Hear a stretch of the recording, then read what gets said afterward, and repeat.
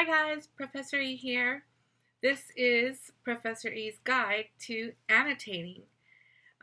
Before we get started with this video, I just want to say a few words about annotating in general. I firmly believe that annotating is probably one of the most important skills that you can learn as a student. It's applicable not just to reading novels and fiction, but to reading textbooks, essays, articles, everything. Annotating is literally your opportunity to actively engage in the reading process. So you're not just a passive learner having the reading go, over you or over your head, but you're actually trying to unpack it. If you ever found yourself reading a paragraph time and time and time again and not being able to get anything out of it, then annotating is for you. Annotating is your way of figuring it out. You can go down to the word level and focus on the language and interpret it that way, look things up. You can think bigger in terms of sentences and paragraphs and try to connect it to the overall intention of the piece that you're reading. It's just something great. And then for personal reading, for things that you read for pleasure or things that you read for interpretation, it's really cool to be able to look at your annotations once you're done reading that text and see what your thinking was. One of the things that I enjoy doing, and one of the reasons that I keep my books from way back in grad school, is because I like to see, what was I thinking? Who was I when I was reading that then? And how has that person changed? What has my experience of life, lent to my interpretation of things that I might have seen from long, long ago? So annotating is so invaluable. For our class, we do what I call Annotations Plus, and that's what we're going to be talking about today. So first of all, the most important things are that you need to have the right tools to help you annotate. So number one, of course, you want to have your text. You want to have the book that you're going to be annotating. For our class, we're using Mouse and Persepolis. You want to make sure, of course, that you have Post-it notes. I like to use the smaller ones as tabs. I either write things on the corners here, or I use them like regular Post-it notes, excuse me, to write information that maybe is like one word or draw an icon or something like that on here. The regular size Post-it notes are where you would write more of the question answers and comments and things like that. This is what I would consider to be the marginalia, the writing in the margin or noting in the margin. So it gives you more room, and it's an opportunity to, let's say you read something, you take the sticky note off, you stick it on the text, and then you reread it, or you have discussion and then come back to it. You can always take it off, change it, and add something to it, or completely discard it and write a whole new comment or interpretation. You want to also have some highlighters. I like to use the light color highlighters, especially the yellow one, when I'm reading a book, because I don't want to mark too much of it, or I don't want it to be obscured by the colorful highlighting. You don't want to overuse this. I really want to emphasize that highlighting should be just for that, for highlighting. And if you're using the Post-it note method, then you can highlight on here and have that be as many colors as you want. I use pens when I annotate. I also like to use pencil, and in fact I was taught with the pencil version of annotating, which just meant underlining things and drawing things and stuff like that on there. So the last thing that I would ask you to have as part of your tools for annotating will be a composition notebook. Make sure that it has lines in it as opposed to graphs or anything like that, and that it has plenty of pages for you to write in. You can take notes in here, and then most importantly, you can actually do the plus part of the Annotations Plus assignments in the composition notebook, and I'll go over that a lot more in just a minute. So the first thing that I want to talk about is the reading and annotating itself. So for me, I use icons or little images, as you can see here, that just give me a kind of heads up about why am I noting that in the text. So, as you can see, an exclamation point is something that surprises me. The little squiggly line, I use that for titles. MLA, by the way, requires that you use that for when you write out titles as well. Question mark, pretty self-explanatory, something I have a question about. I circle key terms or main ideas. I put a star next to key ideas, an asterisk next to either important phrases or vocab or names or things that I think are going to be important to note. I use the symbols for females and males to signify women and male characters or women in issues related to female and male identity, etc. The house, I use that as a kind of signal to myself that there is an underlying concept here, that it's a key anchoring concept. So it's a kind of under the surface interpretation. A heart I use for things that I love, a sad face for things that are upsetting or things that make me sad about what happens to a character, anything like that. Happy face for the opposite, for good things. The sort of confused little face is just when something confuses me. Maybe it's not really something that I can form into a question, but definitely makes me have a kind of thought in my head about what is this about. The little googly eyes, I use that to kind of emote, kind of, oh, look at that, or ooh, what am I thinking here? Angry eyes kind of thing. Anything that helps me think of, look here for this interesting emotion. And finally, I use a C or a T, just a little bit stylized, to say, oh, here's a connection, or here's a theme, or UT, just use abbreviations, however you see fit. You're welcome to use this. You can print it out from our Canvas class site, and hopefully it will help you to be able to annotate a little bit better. You'll see in a moment that what I like to do is, well, first of all, I like to read without annotating, no pencil or anything in my hand, and just read the first time for pleasure and understanding.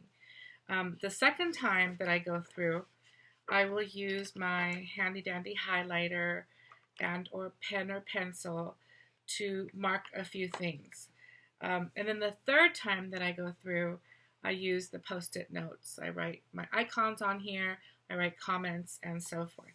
So I'm going to go ahead and just flip through to show you what the end product of that is. So the first time I read this, actually the very first time, was many, many, many years ago when I was an undergrad, a freshman in college. And I just read the books. They weren't yet compiled into a 2-volume complete mouse version.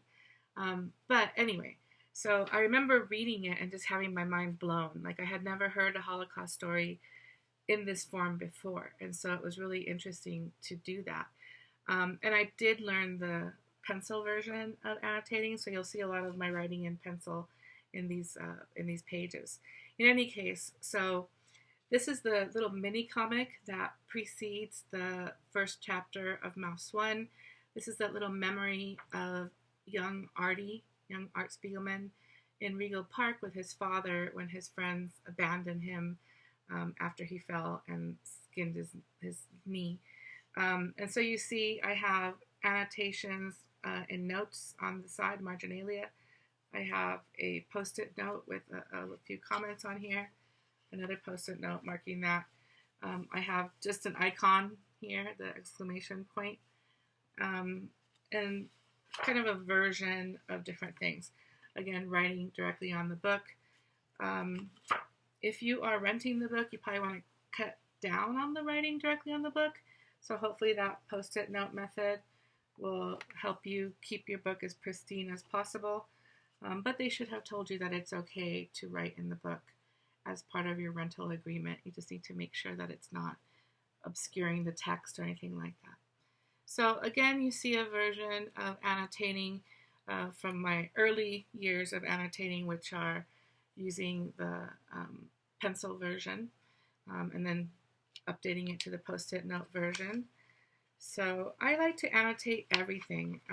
Everything in a book, to me, is worthy of interpretation. So not just, the first page of the chapter, but as you can see, before the chapter begins, before the book begins, the preface, the dedication, anything at all that's in there. And annotation is really for you. So you're annotating whatever is meaningful to you. Here is another example of using the highlighter and annotation method, post-it note method. My angry eyes here. A little bit more. Here's a question that might be related to like a critical thinking interpretation, or I might use this as a kind of jumping off point for my concluding thoughts at the end of the chapter. Here's a page that I annotated in every possible way: pencil method, highlighting, post-it note method. And as you can see, I literally annotate almost every page when I'm reading. It doesn't matter how many pages you annotate, as long as you are going to be submitting at least 10 of those pages. So you get the idea. Like, you have a lot of different ways of annotating, as long as they're meaningful to you and that you are able to use them to complete this assignment. Everything is fine. So let's go through the requirements. So first of all, the plus part of Annotations Plus is really just kind of organizing your annotations and then kind of interpreting a little bit more for me what you noticed as you were reading, what you interpreted as you were reading. So number one, you're going to submit at least 10 fully annotated pages from the whole range of the reading. So for example, for chapter 1, which is a pretty short chapter, you want to make sure that you have pages from the beginning, middle, and end. So let's say that you annotate in a 30-page chapter, 27 pages. You don't have to submit all 27 pages. You're going to choose the 10 best annotated pages, and you're going to submit those. So for chapter 1, I circled the pages that I'm planning on taking pictures of and submitting for my annotation. So I have at least 10 pages that I'm annotating, submitting for annotation. And because this is a pretty short chapter, it's like pretty much every page. So I'll show you in just a moment in the composition notebook what I want you to list. So to submit these on Canvas, you're going to take pictures of your annotated pages, then you're going to upload those into a Word or PowerPoint or PDF document, and then turn that in. Moving on to number 2 in the Annotations Plus, you're going to state a general theme or a universal theme, a big idea.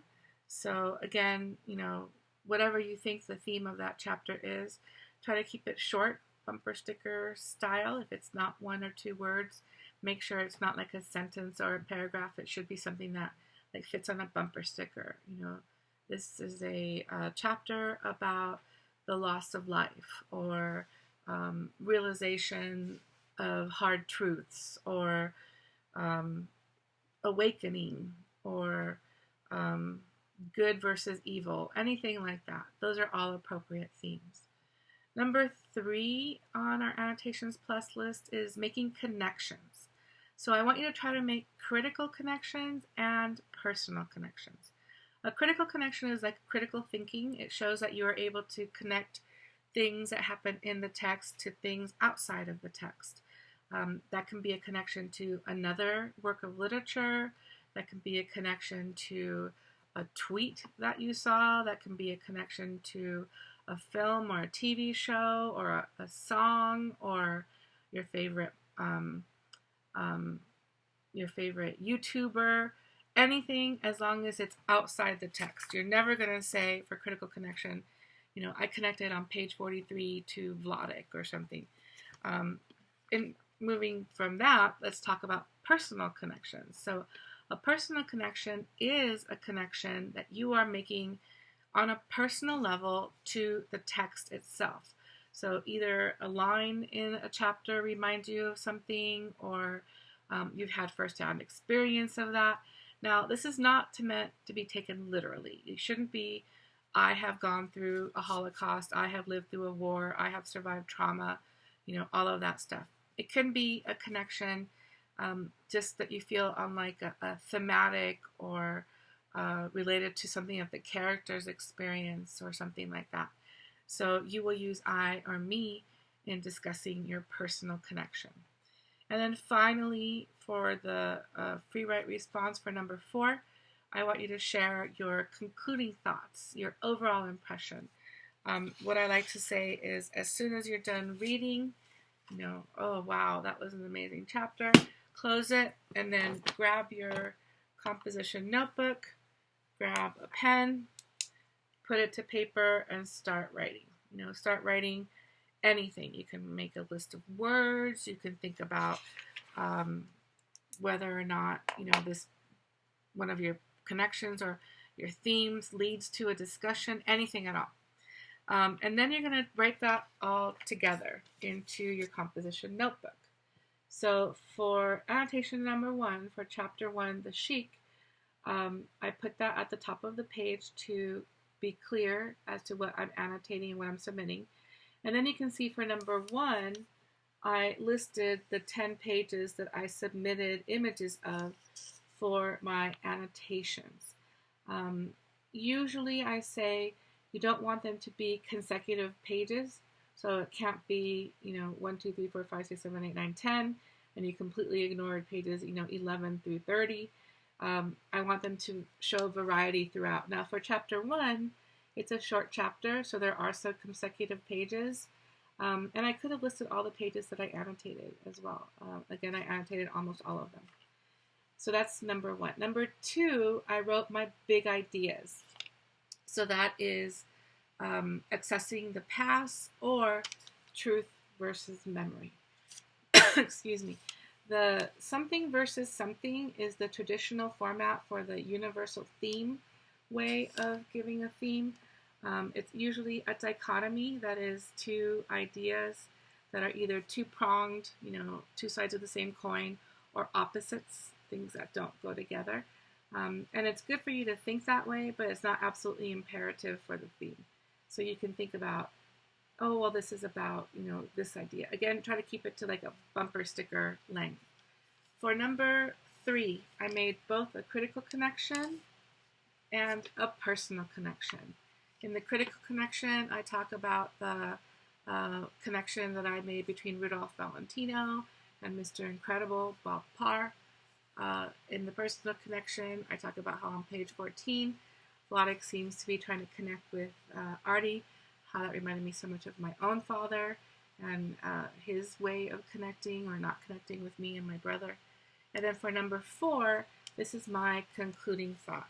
So you can see starts here and leads down to the second page. Approximately 250 pages for the concluding thought, or 3 to 5 sentences or a paragraph is sufficient for this. You don't have to write a lengthy thing unless you want to. And I just want you to share your honest concluding thoughts, your overall impression. And that's basically annotating in a nutshell. So you have your texts for this, and then for our online class, you want to make sure that you submit the pages and the plus part together in a Word or PowerPoint or PDF document.